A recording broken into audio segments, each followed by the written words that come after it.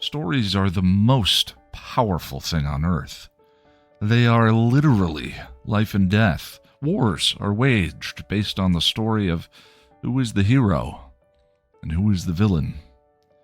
You are the result of a story your parents told each other, the one-night stand, the soulmate, and friends who became so much more. Life and death. So wouldn't you like to understand them better, these stories? How Story Works, an elegant guide to the craft of storytelling by Lonnie Diane Rich, demystifies stories and helps you understand why you love what you love, why you hate what you hate, and why prologues are almost always a bad idea.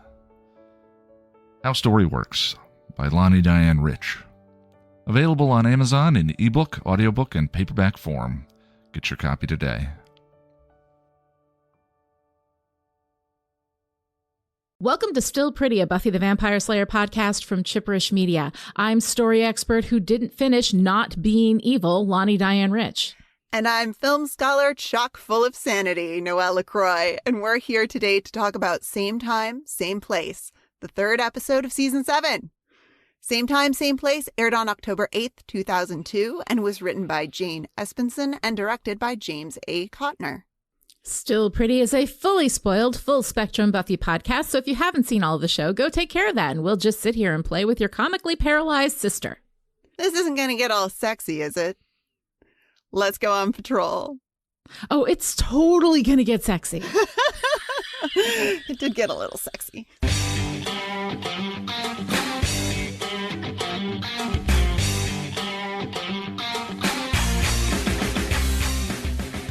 In Same Time, Same Place, Buffy, Xander, and Dawn wait for Willow to get off a plane, but Willow isn't there.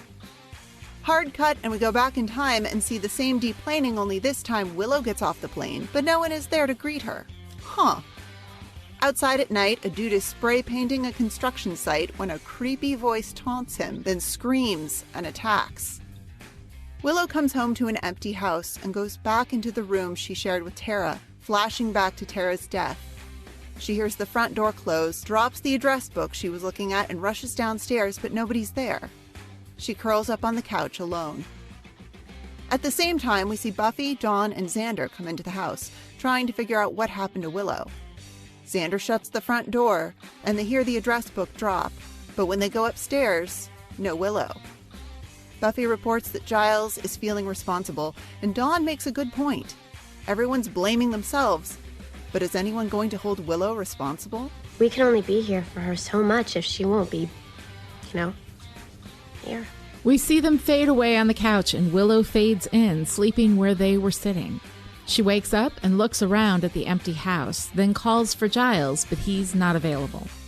Willow goes to the magic box and sees Anya, who is clearing out rubble from the store and has no mixed feelings about seeing Willow again. What are you doing here? I thought you were with Giles, studying how to not kill people. Willow apologizes, and when she doesn't resist Anya's anger, Anya gets bored and sits down to chat. Willow asks about Buffy, Dawn, and Xander, and Anya says they must still be mad at Willow. Anya brings Willow up to date on what's been going on, including Spike being insane in the school basement and Xander working at a new construction site. Willow goes to find Xander at the site, but instead discovers the body of the spray-painting kid, who had been skinned alive properly by someone who didn't leave the kid's damn pants on. Sorry, not the point. I know. Hard cut, Buffy and Xander are in the same place looking at the kids, and they jump to conclusions. Yeah, I know exactly what you're thinking. Maybe Willow is back. Willow shows up at the high school and wanders the halls, heading for the basement. She finds Spike ranting and saying things that don't make sense until we hard cut and find out he's talking to both Willow and Buffy and Xander, but they're not talking to each other. Spike figures it out. Someone isn't there. Button, who's got the button? My money's on the witch. Red's a bad go. Willow shows up at Anya's place and tells her about the flayed boy. Both Anya and Willow think the other one did it, and on both sides, fair enough. Willow wants to find the killer to prove it wasn't her. She asks Anya to help her. Is it difficult or time-consuming? Anya and Willow do a spell to find demons on the Sunnydale map. They find a demon hiding in the woods, or maybe a cave. Willow asks Anya to teleport there and check it out, but Anya says she got in trouble for reversing the giant worm spell and can only teleport now for official business. Anya laments that the vengeance game isn't as rewarding as it once was, and Willow talks about the power of, well, power, and they have a moment. It did get a little sexy, didn't it? Willow rushes out to check out the monster, and back at home, Dawn is researching like a badass, putting all the details into the demons.com database to find the killer. Buffy's worried that they're spending a lot of time trying to find a demon that doesn't exist when they know who did this. It has to be Willow. Dawn, however, in all her researchy badassery, gets a hit. A demon named Gnarl, who Dawn gleefully reports paralyzes his victims with a secretion and then peels off their skin in strips and eats it, then laps up the blood. You could say it's like his natural beverage. You're terrifying. They recruit Spike to track the traces of blood through the forest. He brings them to a cave, and we cut to see Willow crawling inside, checking things out. The monster Gnarl skitters past her and taunts her for being all alone. Buffy, Dawn, and Xander go inside and hear Gnarl too. He rushes out and slashes Dawn with his claws, paralyzing her.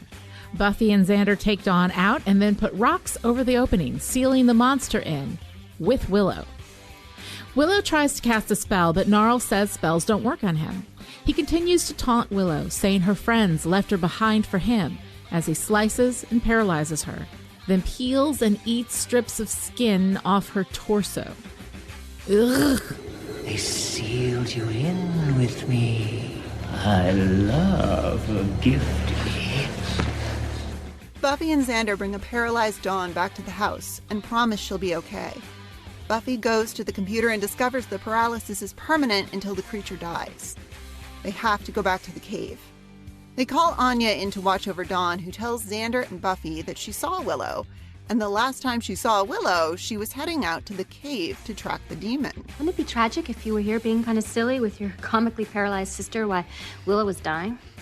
Xander and Buffy take Anya with them to the cave to save Willow, leaving Dawn on the couch.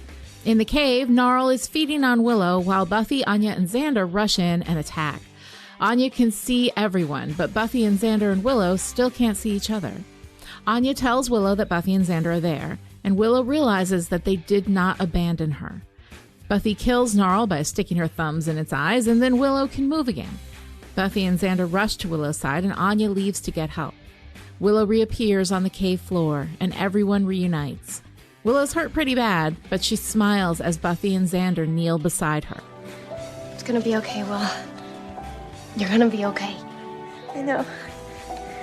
You're here. At home the next day, Willow sits on the bed, drawing power from the earth to heal herself. Buffy sits with her. Willow says that the invisibility spell was her, not deliberately, but it came from her fear of seeing them all again. Willow's tired, but she's in too much pain not to try to heal herself some more. Buffy takes both of Willow's hands in hers, saying that Willow can borrow her strength.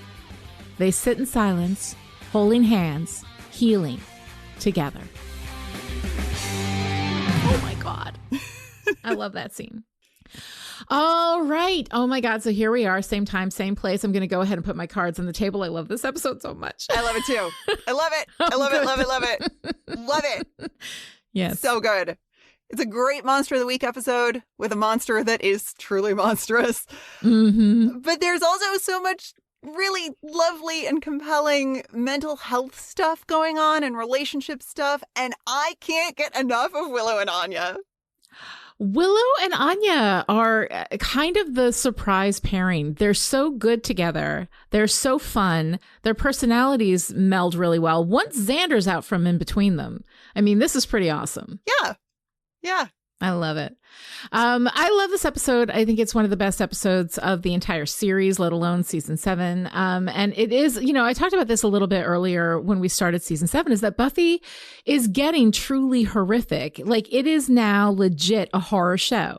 And despite the fact that I don't like horror, like I really like it. I mean, they do this absolutely correctly. They keep Gnarl in the shadows, which is always the best call. The imagination of your reader is always way more powerful than your special effects or latex game.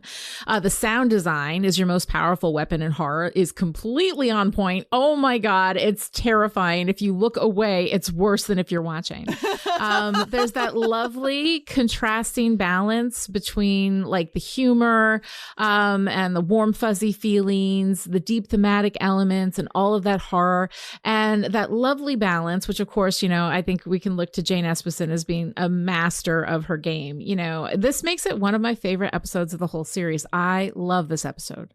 It is so, so good. And it kind of makes me want an entire series of Buffy that is just written by Jane Espenson, because I had so much in my notes that was just, oh, this line is great, and this line is great, and this whole scene is great, and the way that these characters talk to each other is great. Like, it's so good. It's so good. And it's so good, like, everywhere. Thematically, it's good. Metaphorically, it's good. It's good. I love it. I love it. I love it. It's really, really good. And here we are revisiting once again Invisibility. Yeah, which is really kind of great. Like, I'm surprised it works as well as it does, because if you said, we're going to do Invisibility again, I'd be like, we kind of did that already. Because we've had Invisibility be something that happens to a person, right? As a result of neglect. And as the result of the carelessness and entitlement of others.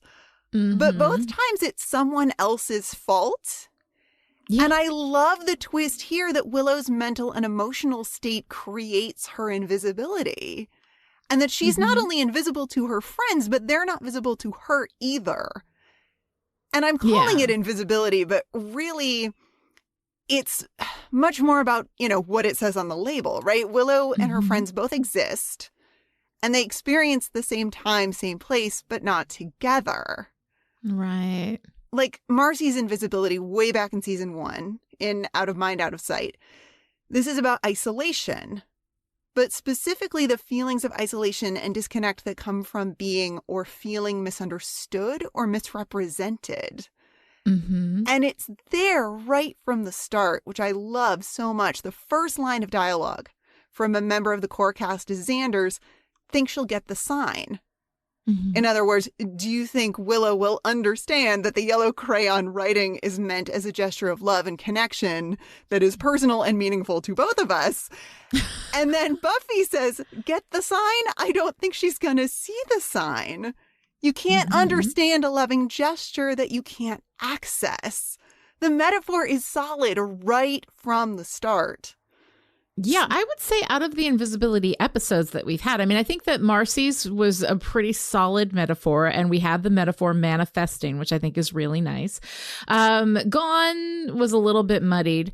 But this, we're doing invisibility a little different because it is really about having two realities that fail to be shared. It's that lack of connection. It's not just that they can't see each other, but they sit where Willow is. Like they're physically in the same space, but they cannot see, feel, hear anything each other. And so this is different from the way that we've done invisibility before. I think out of all of them, it's more than just invisibility, and it really has to do with with looking at that metaphor, that sad, fearful metaphor, which I really liked. Well, and so much of what we project to the world isn't conscious or deliberate, but that doesn't mean that it doesn't shape how others see us or don't see us.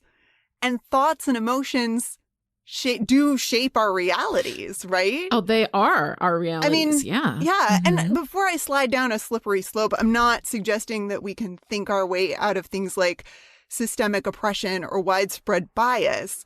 I'm talking about the way anxiety and depression tell me that my friends don't actually like me or want to see me, and that no one is really there for me. When Willow when Willow does the spell off camera to find Xander and Buffy, she says the spell didn't work. It says they don't exist. And when you have that Yes. sense of, real fear and doubt, that the lie that your anxiety or depression will tell you is that no one is there to help me. No one is there to connect with me. So when you add Willow's magical ability to this kind of mental emotional experience, and you make our emotions shape how others see us and how we see them thing literal, it's just delightful. It's so incredibly good. And I love what you had to say, too, about we can't think our way out of systemic oppression or widespread bias. Those are shared realities. We understand that those exist. However, depending on the type of reality that you decide you want to believe in, you can, deliberately not see those things, right? Those things exist, but you won't see them because you don't want to. Right. Yeah. And so that's where thinking actually does shape the reality in which we live. And the more diluted that thinking is, the more out of line it is with actual shared confirmed reality, through the group experience. Right. That's what what's real. Right. Because other people can also see and feel it and hear it and think it and all of that stuff. Right. Yeah. They can also perceive it. That I think is the power of us to be able to delude ourselves into only seeing what we want to see, I think is really incredibly powerful. And the metaphor here, I like the way that they build that metaphor, based on Willow's fear that she will not be forgiven, that as soon as they see her, as soon as they're in the same place, she's going to get the answer to a question she's not sure she wants to ask, So, I mean, this story I see is a story about longing. It's about sadness. It's about regret. It's about redemption. It's about forgiveness. I mean, these are crunchy things to work with. And when you wrap that up into this fearful metaphor, I think it's really nice. The metaphors in Buffy episodes are often packed into the monster, right? But that's not the case this week. I mean, this monster is it's incredibly well done. We're going to talk about Gnarl because my skin is still crawling.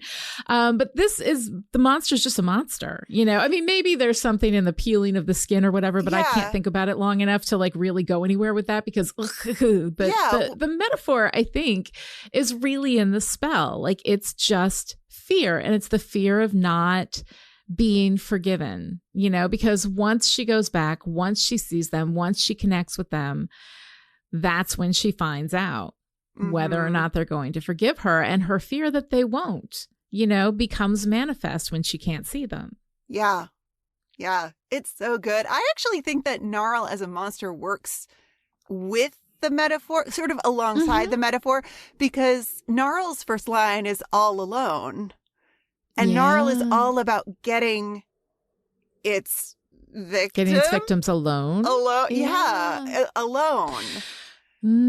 So that's really interesting. I mean, if you're going to do a monster of the week that is, all right, we just have to have a monster. It doesn't it wouldn't have to be a monster who gets people alone. But I don't know. But this one does. I think it harmonizes, definitely. I don't know that it necessarily, I don't know that it necessarily extends the metaphor, but it definitely harmonizes. We have him, your friends are alone. Your they friends left you. Yeah, and of course, Gnarl can see everyone because magic doesn't work on Gnarl. Actually, we'll get into how this spell works. Who can see and who cannot. I find that really interesting, too. It's really interesting. It's very, very cool. But I love too how grace and forgiveness end up being the thing that ends the spell. Everyone shows up for Willow. Everyone is there. Xander shows up the most. He doesn't think it's Willow flaying people, although as we say in the end, he thought it a little, but he doesn't have to say it. Buffy has to say it. Yeah. I love that. I love that he's there with the yellow crayon sign. I love that it's not just that he's there to pick her up at the airport. It's not just that he's showing up for her, but that he's spending his time finding a yellow crayon, creating a sign that is unreadable and yet a metaphor for how much he loves her. It's so good. It's so the most good. adorable thing, you know? And they're all nervous. You know, Dawn is the one who like tends to, she's kind of our Cordelia, you know, our truth teller, the one who calls out the uncomfortable. Isn't somebody going to hold Willow responsible? Like, don't we need to have this discussion? Dawn is sliding into that role, and I think really, really nicely. Yeah. So metaphorically, I think that this is working beautifully. It reminds me of the kind of high impact emotional beats that we got in season 2 and season 3 of Buffy. You know, it's been a while. Well, I guess it hasn't been that long because Tara, I was gonna say it's been a while since I've really cried in Buffy, but this episode makes me cry. You know, honey. I love it so much. Where the metaphor serves, though, and even in a deeper layer, is this idea of conflicting realities in which people simply cannot understand each other, you know? And then we've got these two people who are less invested, right? Spike and Anya. They live in the bridge between, they are the connective tissue between these realities because nobody cares what they think. And they're not worried about what anybody else thinks, you know? But the actual reality that Buffy, Xander, and Dawn would of course forgive Willow and want her back, and that Willow wouldn't flay a man just for kicks. As we all know, Willow's MO is leave the pants on, right? You know, not Gnarl's MO. Nope. But that's where we end up at the end, when everybody is able to share the same emotional reality, able to love and forgive and accept each other. And then that's where we end up. And I just think it's really, really nicely executed. It's so great. It's so great. I mean, down to like Xander's unreadable sign saying, "Welcome back, Willow." Like, welcome back. Like we're reconnecting, reestablishing. It's so good. I love this episode. Yeah, it is. It's so incredibly good. But I think that maybe now is the time for us to talk about like the standout element maybe of this episode. It is. There's so much to talk about. So tell me, what were your feelings about Gnarl? Okay, I love Gnarl. I love a fast, creepy thing in the shadows with the little snappy hand motion. Yeah. I mean, that's like that little tap that Gnarl does when he first shows up with his hand. It's full on dad at a family barbecue with the tongs. It's so great. I love it. I love it. It's adorable. It's great. But Camden Toy, who we last saw as one of the gentlemen in Hush, manages to perform Gnarl through all the Monster of the Week prosthetics to the point that I almost want to call this full body puppeteering. He's unbelievably good. He is so good. And Camden Toy, by the way, has a fantastic IMDb page. Mm-hmm. His roles can be divided into 2 categories. We're going to go on a tangent because I'm just grinning like a fool. Did you fall down the Camden Toy rabbit hole? I did. Okay, but check it out. So 2 categories of role, right? On one side, we have roles like Albert, Farmer, Mailman, Clint. And on the other side, the Figure, King Nothing, the Shape, Lord Menace. And my favorite, Tall Clown. Oh my God. Which, come to think of it, could be in either category. Yeah, definitely. And I kind of want to back up a minute because the Figure and the Shape, like there's a Monster of the Week buddy comedy that needs to exist there. The Figure and the Shape, I think it absolutely does. But you've got to have somebody with Camden Toy's unbelievable ability for body acting, for bringing the physicality to every movement, everything. It's crazy good. It's dancing the whole way through. It is. Oh, it's very, very balletic in nature. Yeah. Down to his like squatting over Willow pose. It's deeply uncomfortable, but so good. And it's not a stretch to say that Gnarl bears a resemblance to Gollum from the Lord of the Rings books. Yeah. But the biggest pop cultural light bulb that went off for me went off listening to his voice. And that was the child catcher. Do you know the child catcher? I don't know. Okay. The child catcher is a character in the 1968 film Chitty Chitty Bang Bang. and arguably one of the scariest villains in quote unquote family entertainment. Interesting. He wears a black hat, a long black coat, has a long pointed nose, and uses candy and a sing-song voice to lure children out to where he can capture and then imprison them. Jesus. And this is his job. This is his job. He's terrifying. And the child catcher was played by a ballet dancer named Robert Helpman. And I definitely see a connection to Gnarl with that kind of full body characterization. And the design of both characters relies pretty heavily on some anti-Semitic stereotypes. But the voice was the biggest aha for me. What is that voice? That menacing, sing-songy, high and childlike. I know there are plenty of examples of this kind of vocal quality in male villains. And it just lit my brain up because is this a homophobic, effeminate man as evil thing? Almost certainly. Yeah. And the childlike thing suggests a link between both quote unquote deviant sexuality and stunted development. The intersectional isms of evil in British and American film and television would be a fantastic graduate level something. I really hope someone has done that deep dive. Oh, I hope so. Yeah. But this voice. Somebody's got a thesis out there. Why? Yeah. What? It's so crazy good. And it's funny because we had Camden Toy before in Hush, where of course he did not make a sound, right? Yeah. We're going to see him again. He's going to come back as the Uber Vamp this season. Again, not a big talker, right? So this is Camden Toy's chance to not just own the physical space of his performance, but the vocal space as well. So I would say yes, absolutely. We need to throw an acknowledgement to the homophobic gay coding of monsters in general, and specifically this one. I think you got a strong argument that is absolutely there. With that said, this is one of the best executed Buffy monsters from a technical standpoint. Because let's not forget, we all remember the snake with arms, the rubber thing that Buffy beat up in the middle of season 5, right? Whatever. This is really good, and it is good in a lot of ways, not just because of the execution of the costume and the acting and everything, but from a filmmaking perspective, the choices that they made.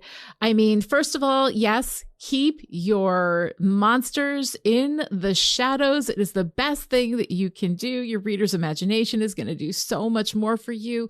The sound effects of the clacking fingernails, the peeling flesh, the snacking, the slurping. It is all so incredibly gross and disgusting. My skin is still crawling. So effective. So good. As a person who tends to look away during the gross parts, that is where these horror movies get me.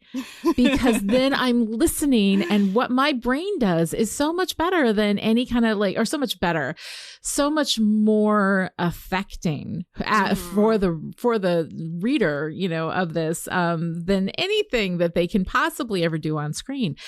So the more that you utilize your reader leaning in, and again, I don't know, I'm pretty sure I've talked about it here, but everybody who engages critically with anything I consider a reader. So even if you're watching TV or you're playing a video game, you're still a reader if you're reading it. But anyway, so your reader who is actively engaged is doing so much of the heavy lifting for you. It makes such an incredible difference. And I absolutely love that. And the thing is that Buffy is a horror show and has been. We've had a lot of monsters, but most of the monsters are actually coded as animals, not human, right? Even the vampires, like the standard run of vampires that we just dust in the cold open and never think about again, like the ones that we have not given personhood through Buffy's concern for them or their interest in Buffy. They're just like dogs. They just growl, they try to bite, and then they get dusted, most of these monsters are covered in latex. They've got terrible practical effects. And this one is so beautifully executed. And again, this is something that started, there's a divide between Buffy before season 7 and Buffy after season 7. And that may be part of the reason why some people don't like season 7 is because it doesn't feel like Buffy, but it feels like a grown up version of Buffy. This is when the monsters get a little more real, I think. Mm-hmm. Yeah. You know? Yeah, well, I think Gnarl is a really nice blending of monster of the week monsters that are more animal in nature and what we saw with the trio in a way of this like human monster, because Gnarl, I mean, he's not a Gnarl or the Gnarl. He's Gnarl. Like he's just Gnarl. Is there just one of him? Like, he's like, he's like Yoda. Like Yoda is a named one of these things and we don't know, is this a species? Is there just one? I mean, it's kind of wild. So he is both this human monster and a monster human almost. He's great. Yeah. I love him. I enjoy him so much. I mean, problematic elements aside, he's problematic elements acknowledged, right? Yes, because that's what we do. That's better. Right. Acknowledged. Acknowledged, right? Because the thing is, like, I know that a lot of times people have a reaction where they're like, well, you're expecting something that's 20 years old to like live by today's standards. Like, no, I'm not. I don't hold the writers responsible for it. I don't hold the filmmakers responsible for it. We as a culture are responsible for it. This happens because of who we are. Now, when we look at it and acknowledge it, that can allow people who would be harmed by it to acknowledge it, to see that somebody else saw it too, and set it aside so that they can enjoy how fucking great this monster is, because this monster is fucking great. It's so, but and the child like voice and the sing song thing matched up with this this sexual devouring of Willow that just feels so, it's the hardest thing for me to watch on the show. Yeah. Like I had blocked it out a little bit. The peeling of the skin and the slurping, I cannot. It's just oh god. It's so awful. It's so good, but it's so terrible. Like, it's terrible in a like really well executed way in which your intention is to be that form of terrible, you know, like truly terrifying, right? You know, and of course now we have another Invisifight, right? Where they're trying to fight. I mean, in Gone, the Invisifight was ridiculous. Here, it works pretty well because we're focused not on necessarily Buffy fighting something invisible. We cut to that so that we see it from Willow's perspective. But then it's okay. We see Gnarl when Buffy sticks her thumbs in its squishy little eyeballs. So good. We see that. We hear it. We feel it.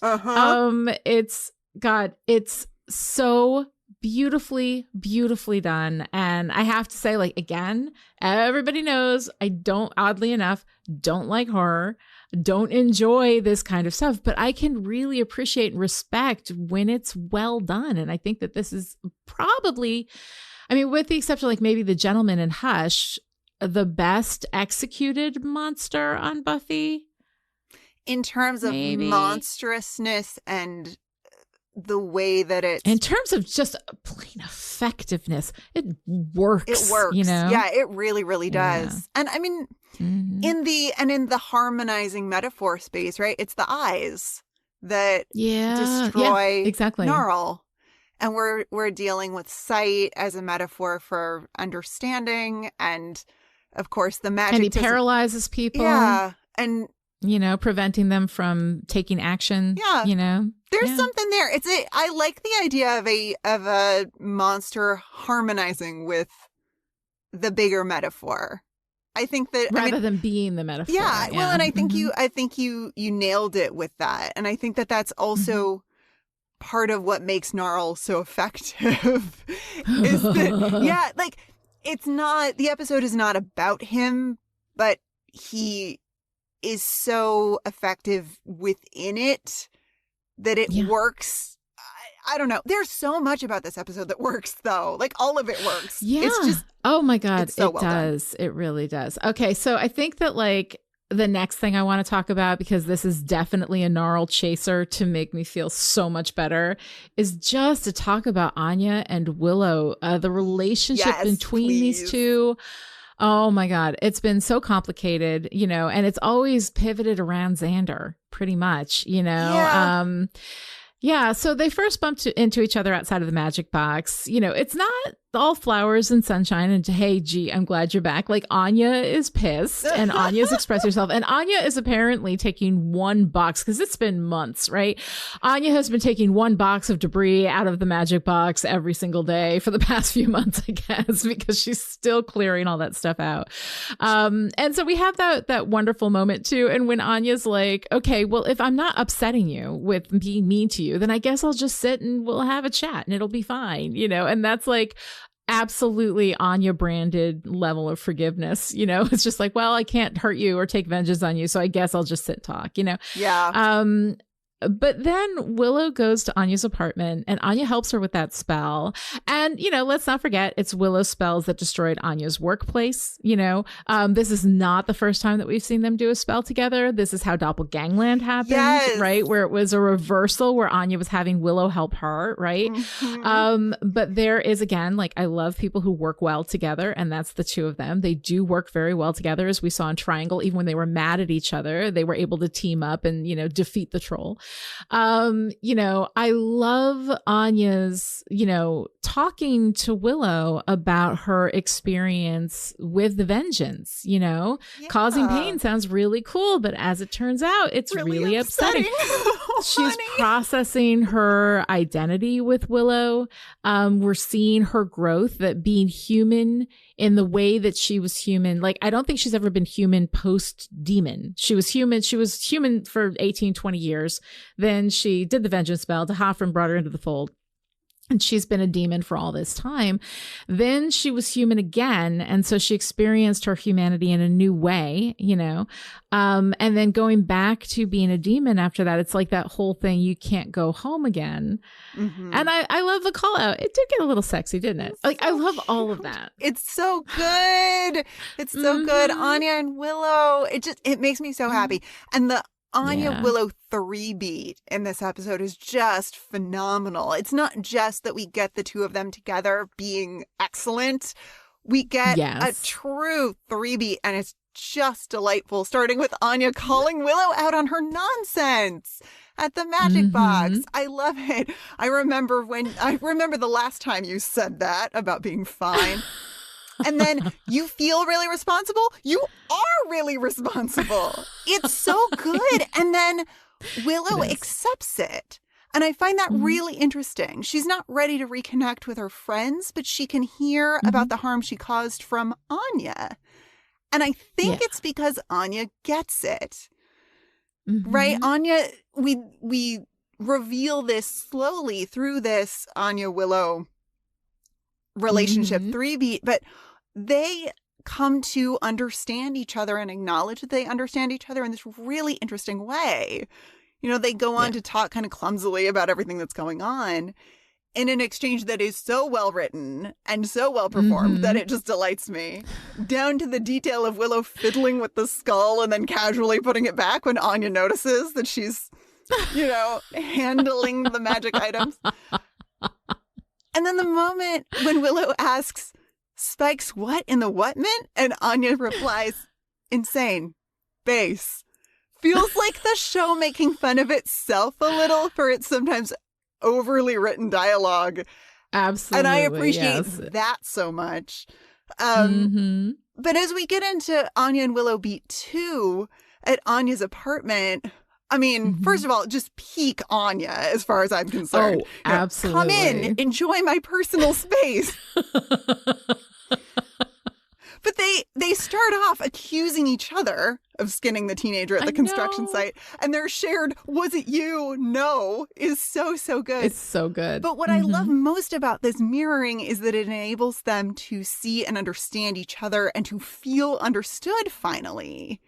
It's really, really nice. They're talking to each other about their own experiences and seeing the other's experience in their experience. That was the word experience a lot of times, but this is a thing that happens. I tell you a story about something that happened to me and it hasn't happened to you, but you have something that relates to that.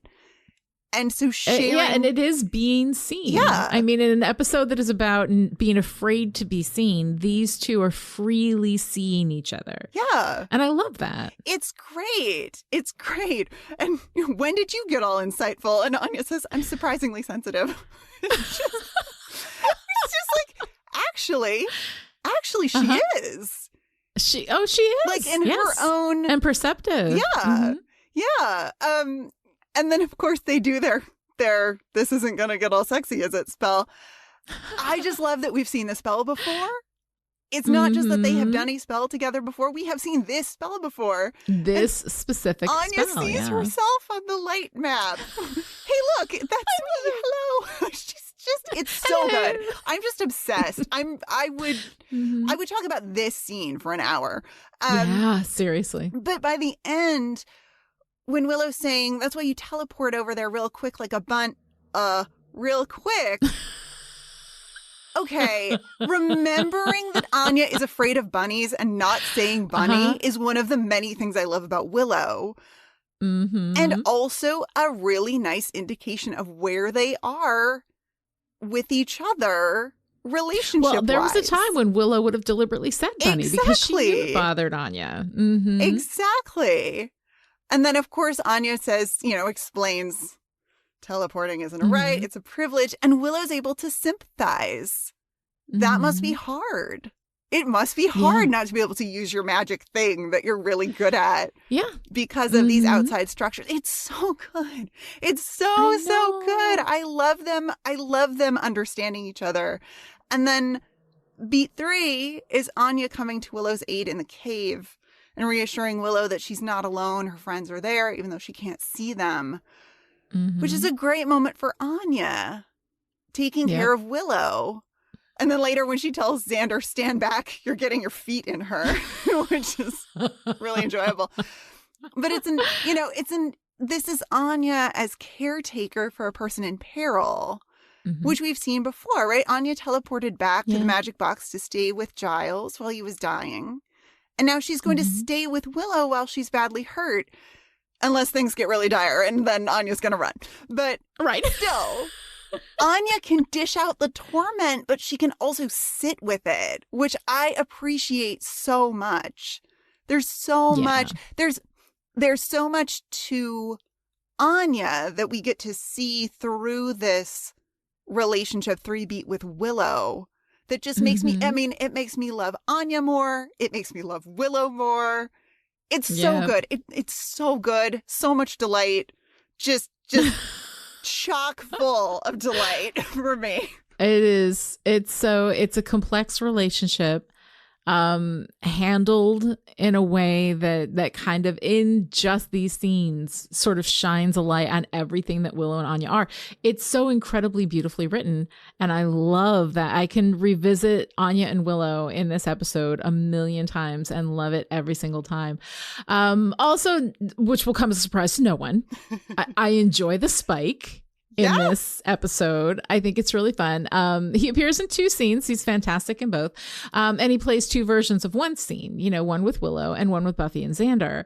And of course, his insanity is a good cover for when everybody sees him talking to apparently no one, So it's so much fun, like folding the conceit of the episode within the larger season story, because we're getting a little bit more from Spike, although he's kind of reverting back to where he was. It feels a little weird to have him back in the basement after having been out of the basement, and not being fundamentally different for having been out.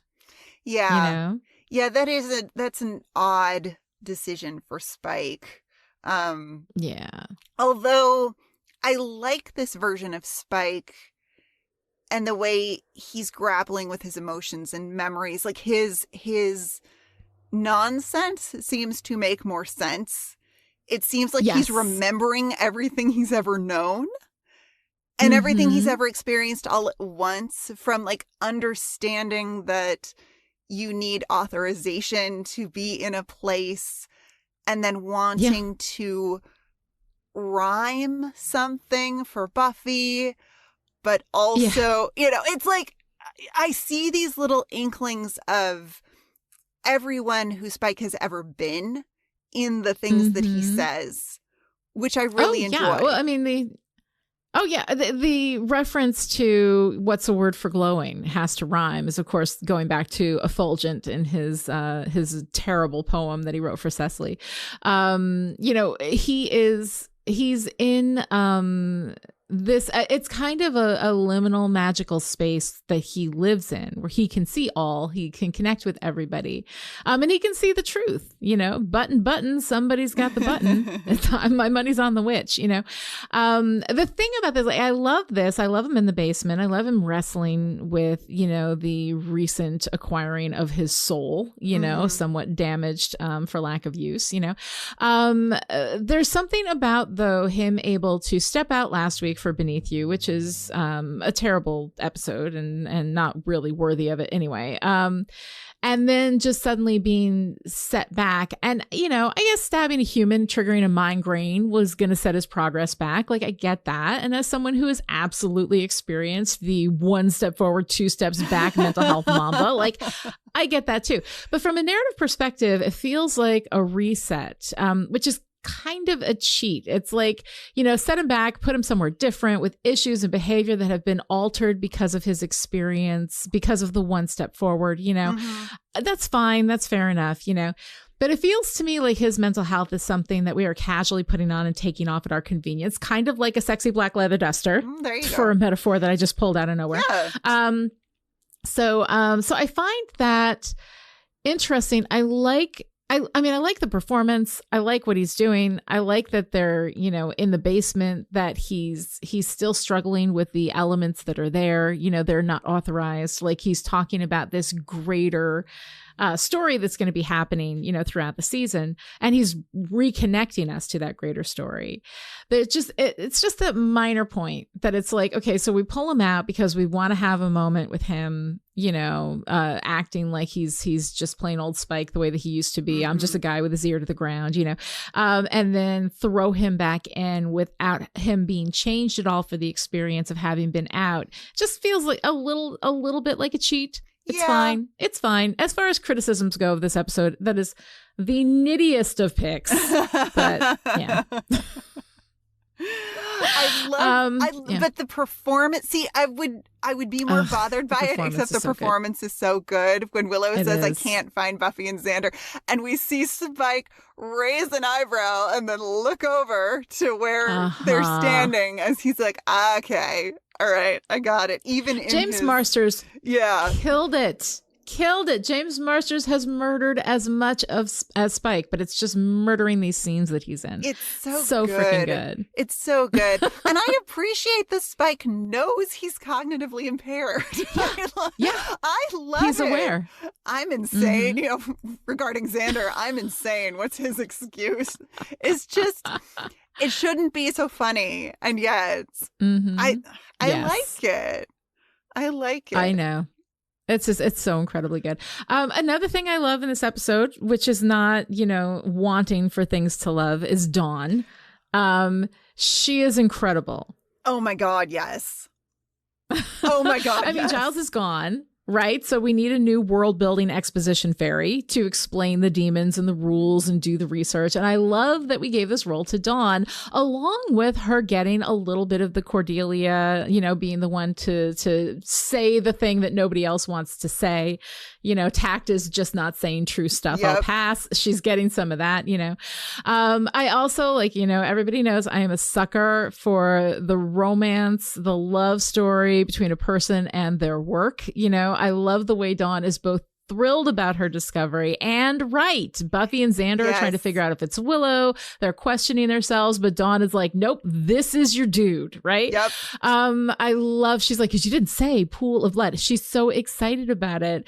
And then there's this whole thing where they're wandering through the forest and she's like, I cannot tell you how seen I feel in Dawn, because anybody who's heard me go off about like a particular story element, I'm sure there's tons of stuff like this, procedures we can use that don't involve magic spells, just good solid detective work, and we can develop a database of tooth impressions and demon skin samples, and I can wear high heels more often. Like that is a very I felt that monologue. That was me in a nutshell. Everybody loves a slender ankle. Everybody loves a slender ankle. So good. Dawn wanting to have a demon database and tooth impressions and skin samples. Yes. Like, yes, please. Dawn, the I eager know. researcher. Oh my God. Oh my God. It's one of my absolute favorite lines is her saying, he laps up the blood. You could say it's like his natural beverage. Poor Xander. You're terrifying. Yeah. Right. I love that. But she's so delighted. She has found the information. She's going to share the information. And I love that she's right. And she's excited about it. I love that she's excited. She's not grossed out. Yeah. She's like, this is so cool. You know, I love it. Which is that's a little character beat turn for Dawn that happened off screen. Because it was previously Dawn getting into research and going, ooh, not so sure she wanted to. That's not a horn. Yeah. Oh, it's a funny place for a horn. She's turned a corner, and now she's like, let's make with the demon skin samples. What? Yeah. Okay. Awesome. I love it. I love her enthusiasm. I love the enthusiasm. And my absolute favorite thing about Dawn in this episode is how wise she is. Not just research mode Dawn, but interpersonal relationship mode Dawn. Yeah. Dawn observes that Giles is blaming himself. The Scoobies are blaming themselves. Is anyone going to blame Willow? And what I love is that she's talking not about Willow messed up, Willow was a bad guy, but Willow didn't ask for help. Asking for help when you need it is huge, and asking for the connection you need is huge too. And Dawn knows it. I love it. I love it so much. I love Dawn being the cautiously optimistic one, but also the, wait a minute, she didn't finish being not evil. Like, why are we not talking about this person? She's so on top of so many things. Dawn is amazing. Dawn is incredible. I absolutely love it. And one of the things is, like, there's so much, I have so much enthusiasm for so many different elements of this episode. And as I'm writing all of my notes, I went through all the characters, and I was like, I realized that once again, which has become something that's been happening a lot through season 6, since the end of season 5, is I found myself, getting to the end of my notes and not having written anything about Buffy in her show, Yeah. And I think, this is a Willow-centric episode, and how we end a story tells us, again, of course, what it's about, what it means. We end it with Buffy and Willow reconnecting, right? With Buffy giving her time and her literal life energy to the woman she loves most in the world. I love this moment. It's one of my favorite moments, again, not just of the season or the episode or the season, but the series. Like that moment, this episode, it's about Willow. It's not Buffy's story, but she and Buffy are Buffy is so central to Willow's experience, and is, I think they are the love of each other's lives, and I love the power of feminine friendship in this moment. It's just two people loving each other completely. And, we often think of love stories as romances. I've gone on about that before, why that's not, it doesn't have to be like a sexual romantic love for it to be an incredible love story. And this is just an incredible love story. The Willow Buffy story centers on the love, and I adore it. It's really, really excellent. And there's a tiny detail that I love so much, which is when they hold hands at the end. Oh, God. And Buffy is giving her strength to Willow to heal. I mean, first of all, oh my heart. But this tiny little detail is that their hands are in lead follow positions for dance, and Buffy's leading, and it's really, really dear, and just I love it. It's so sweet. The friendship healing dance, and okay. I know. Oh, my heart, my heart. All right, so we got a couple of minor notes in here to talk about, like, little things under our etc. section of our note-taking document. Yes.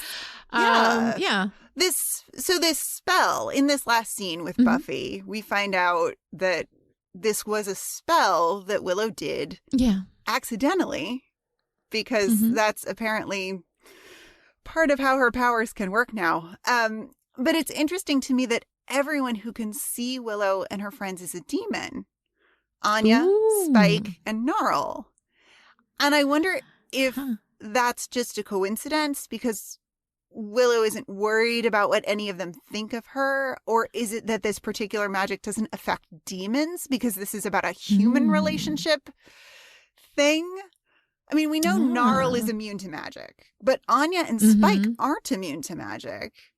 But they're also not really Willow's friends, so... They're not the people she's concerned with. Yeah. But I do wonder, I wonder if this is a human, because it's a human relationship metaphor, if it's a human-specific spell. And I mean, ultimately the answer is it doesn't matter, because Willow is concerned about these particular people seeing her and understanding her and taking her back. But I just thought it's interesting to me that we never interact with anyone else who might be able to say what's going on here, how these people are able to be in the same place at the same time and not exist for one another. Yeah, Willow bounces from demon to demon to demon, but Anya's the one she bounces to twice. So I'm just saying. Yeah. I'm just going to put that there. I also noticed in this episode something that just felt weird to me was we have a preponderance of dumb Xander jokes in this one. And it just seemed a little bit off. We're constantly making fun of how stupid Xander is, which is not a line that we've taken in the past. Not for a while, anyway. I mean, we also have some really good Xander, though. You know, what do you say to someone in this situation? I'm going to say, hi, Willow. But of course, that comes on the heels of dumb Xander made a sign she can't read. She can't read. Exactly. Yeah. I mean. And then Xander not getting it. Like, you know, Buffy says something that would be mildly insulting to Xander. Xander's like, what? You know, about his intelligence, no less, you know, so it is a direct hit, you know. And I mean, the thing is, agreed, like Xander's awesome. Season 7 Xander is my favorite Xander. I love him in this season. It just seems weird that like now, while he's great, we're taking shots at him about his intelligence. Is that a heart It just thing? felt a little weird. Is that a Xander is the heart, and in order to establish him as the heart of the group, we have to dumb him down? Because you can't be... Maybe? I mean, I don't know. You can't be a smart heart? I mean, honestly, I think it might just be a little bit of Espensonian delight. I think Jane Espenson might like just having a good time, dumb probably. Xander jokes. I mean, I don't know. Yeah. But it's like, all right, okay, Xander's going to be the, like, you know, loving, caring, accepting, not non-judgmental one, but also, what? Also, yeah, like just absolutely not getting it. It was funny. It was cute. It's Espensonian. It's, you know, like I don't have a problem with it necessarily. It just seemed like a weird note to me. So what's funny is that I just talked about this episode recently on Slayerfest 98, which was loads and loads of fun. I had a great time. I highly recommend, if you haven't listened to it, that everybody go out and listen to it. It's a great show. But I mean, it was funny because one of the episodes that they ask on that show is, you know, let's talk about the costumes, right? Yeah. Which is something I usually don't do. I usually leave that to you because you're brilliant. You see things that I would never, ever see. And costuming is just not where my brain goes. My brain goes immediately to the story elements, to what happens rather than how it looks. But I had a lot of fun when asked a direct question, because usually it's the question I save for you, and then I let you go off on it and do all this brilliant analysis.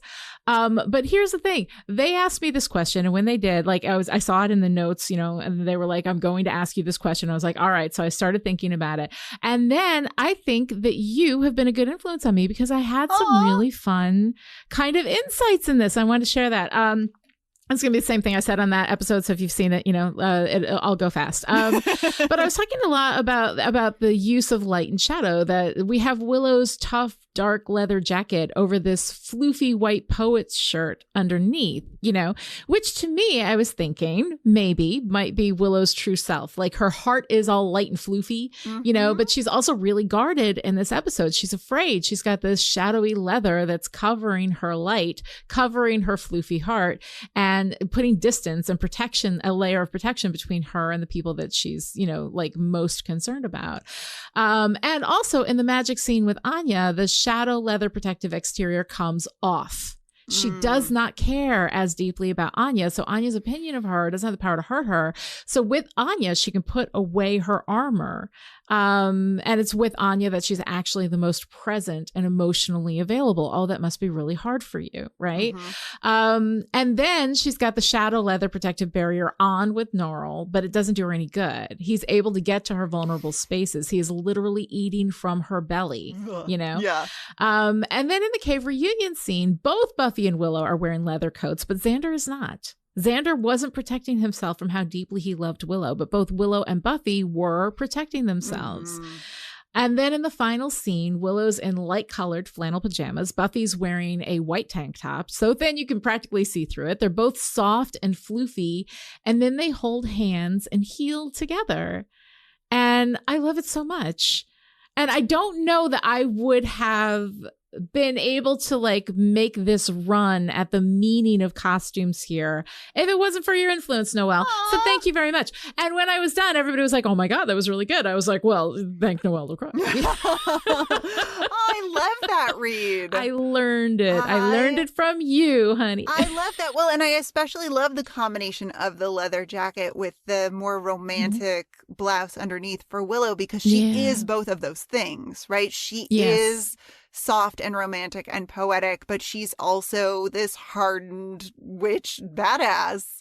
And it works for her. It does. It works it for does her. Work for her. But yeah, the leather coat as protection, I think, is excellent. And we haven't seen Spike in a leather coat in a while. Just not in a while. He's unprotected. Yeah. He is unprotected. Yeah. I really like it. All right. So Noelle, what's your favorite part? Oh my God. It is really hard to pick a favorite part of this episode. But I think if I have to narrow it down to a favorite part, it's Willow and Anya and the demon locator spell. Yeah. Oh, and the carpet. So I didn't even talk about the burning of the carpet. Which is... We talked about the carpet. We talked about the carpet. And it's not quite an echo of, I believe those chicken feet are mine from Doppelgangland. But the, indignant post-spell. I love it. I love those two so much. That's so incredibly good. What about you? What's your favorite part? Oh, Willow and Buffy sitting on the bed at the end. Buffy lending her strength to Willow, the both of them healing, because even though Buffy doesn't have a physical thing to heal, there's an emotional thing to heal, and healing through that love that they have for each other. I just think it's so incredibly beautiful. I love a good love story. It's wonderful. And the close second is Spike in the basement. Because Spike. Because Spike.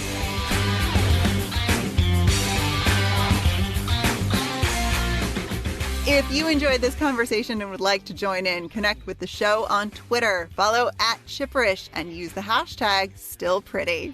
This episode of Still Pretty was brought to you by the Chipperish media producers who support us on Patreon at the power producer level. These people are the reason why Still Pretty is coming to you free and ad-free right now. So thank you to Stephania, Shelley, Rose, Jonathan, Alice, Kristen, Sarah, Christina, Erica, and Abigail. And this week's special message for our power producers. As it turns out, teleporting isn't a right. It's a privilege. To find out how you too can support Chipperish Media, visit patreon.com/Chipperish. Other ways to show your support: write a great review on Apple Podcasts, tell your friends about the show, or help us do a spell, but only if it's not difficult or time-consuming. We will be back next time with Help, the 4th episode of Season 7.